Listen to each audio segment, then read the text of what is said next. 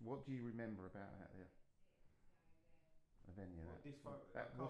What's the first photo you can remember as a boy of Auntie Kate? I'll go back now. The image of Auntie Kate I've got is, I'll show you the photo of her. But Auntie Kate, funny enough, I said to Mum the other day, Auntie Kate always seemed to me to have there, look, she's got like a V-neck. She always seemed to have, so she'd have the necklace with the cross, yeah. a low cut. So even if she had like a jumper or sweat top, it'd be like a V-neck. Yeah. Do you know what I mean? She always showed off her neck and showed off like a cross, a gold cross. Very fond memories of those times. She's been very influential in all our lives, but particularly when I was a kid, I used to treasure the times I'd go over there. And but you know what? It's Kate and John. I never like Kate, never John. It's Kate and John for me. I mean, the pair of them. Yeah. Do you know what I mean? When I was younger, it was much more Auntie Kate because John was always working. So I'd go over there on the weekend. So it was and I was saying earlier to Kate, I was thinking about it earlier, and it was so much. It is an exciting time to go over there because she'd shower you with so much love and affection. Not that we didn't get that at home, of course. Yeah. But when you went there, it was a place of calm. Different love, wasn't it? And she had time. Yeah. You know, even to the point where, you know, it was very. I was saying earlier, I was thinking back, and I was like, it was a structured sort of element to the day where it weren't when we was kids, was it? You got up and you had a boiled egg. Then you went out and you took Rocky for a walk. That was a dog.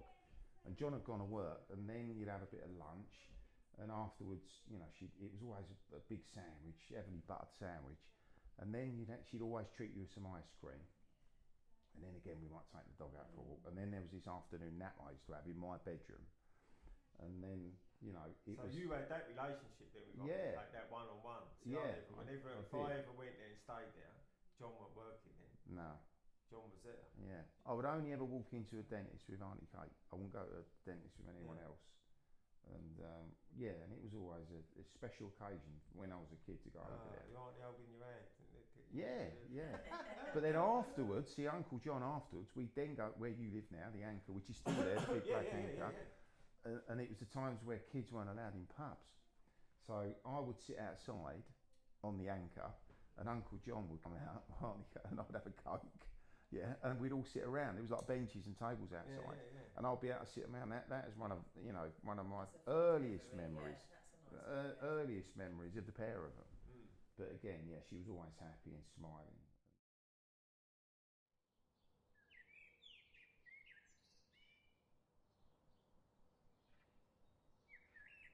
There's some lovely pictures here. I'm just going to run the hot water and that and stuff, and.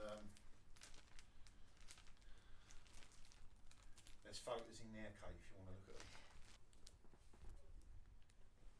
Oh my God! Oh, look at us. It ain't that long ago, is it? Oh, flip, how we've changed. That's a nice one. Oh, that is lovely. Yeah. Yeah, I like See that the curly hair? Oh, they're the ones I remember. Look at me. There's Kate with her hair up. There aren't many with that. And she always had it like that. Got a camera now.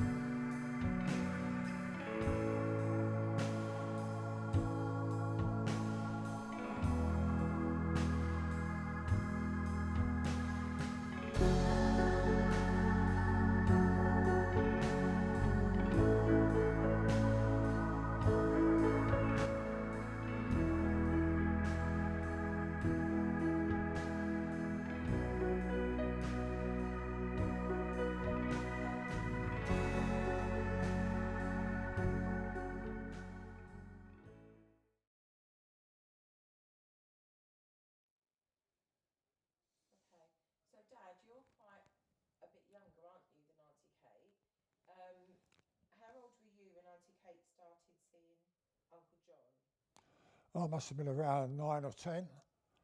And as I say, he was still in the army when she first started seeing John. He was, he'd been called up. In them days, he'd done national service. Right. So he'd been called up, and at the time, he spent a lot of time in Italy. Yeah. And they got married in 1955 Right. when I was 11 years old. And I do remember going to the wedding, obviously, like that. Yeah. And you said that they lived with you, didn't they, for a little while, and then they bought their first house? They lived with me mum and dad. They had their own room, obviously, in Selby Road in a flat. And yeah, I think they lived with us for a couple of years. And then they bought a house in South Tottenham. Yeah. That, you know, me and mum got married, and then obviously we had you and Tony in Holloway, and we used to go down there quite a bit, especially on a Sunday, and have Sunday tea with them. Lovely. They Yeah. used to do a nice salmon salad on a Sunday Very nice. that we all enjoyed, yeah. Very nice. Yeah. So, Dad, talk to me about how it feels then. So, Auntie Kate now is 90, isn't she? Just turned 90. Yeah. And now that we've lost Uncle John, she's in the care home now. How does it feel when you see her? Can we talk about that? Is that all right? Yeah. Yeah, it upsets me. It upsets me greatly, because when you see, especially when I see photos of her when she was young, she was very attractive. She was really pretty, and you know, to see the way, I think it's the tragedy, the way, you know, she's sort of gone, and dementia's curse of old age, really. Isn't it? Yeah. Yeah, it is. It's very difficult when I see her, you know. Yeah, of course. It's hard, isn't it? It is. Does it give you any comfort that she seems sort of quite happy though? Although she doesn't perhaps remember everything like now, she doesn't really recognise us. Yeah, I think the only comfort is that she isn't in any real pain, other than, like, obviously she doesn't recognise anyone, and it's just a matter of, you know, not being really able to communicate with her and speak to her on a sort of normal level.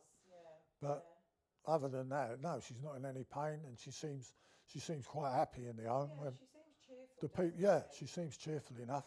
I mean, the people, it seems to me like, you know, they really look after them in that home. So yeah, she seems quite happy, like. Kind, Yeah, yeah. And she seems comfortable with the care. Yeah, she is, She definitely. seems to really like them. She is, yeah. But yeah, you're right. In a way, the dementia is not worse for us, but it's challenging for us, isn't it? Yeah, it is. Because she doesn't know that She doesn't know, of So course not, no. It's really sad for us, isn't it, knowing that she doesn't remember us, or most importantly for me, it's that she doesn't remember you and she doesn't remember Uncle John. No. I find that quite upsetting. It is upsetting, definitely, yeah. Yeah. Does it give you, or does it make you think, because she's always talking about my brothers, she doesn't know when you go that you are one of those, but she is always talking about her brothers, isn't Yeah, she? so somewhere in her memory, Yeah. they say with dementia, it's a memory loss of sort of just what sort of happened, rather than like years ago. So some dementia. So yeah, so some people with dementia can remember things that happened sort of donkeys years ago, but can't remember what happened sort of 5 minutes ago. So it's almost like she remembers sort of Yeah. 60, 70, 80 years ago. She Yeah. remembers being a young woman and having young brothers, because she's always talking about what a nuisance you and her other brother are, isn't she? So, No, that's quite right. She does. yeah. And the thing is, of course, when Mum went up to visit her, she said there was a woman there taking her for singing, and she remembered a lot of the words to the songs that the woman was singing. Video of her. Yeah. Singing, So and she remembered all the I was words. going to say, there are sort of the parts of the brain that, you know, that they're engaging still in that, like, yeah. Yeah, absolutely. Yeah, it's interesting. It's very cruel. Yeah, you're right. Dementia is really cruel, and I just think we're lucky when I see some of the people there that seem to be quite upset. Yeah, they do. They fractious, do. And and luckily she doesn't seem No, to be. no. Be too No, sad she with seems quite it, happy. does she? She seems quite happy in there.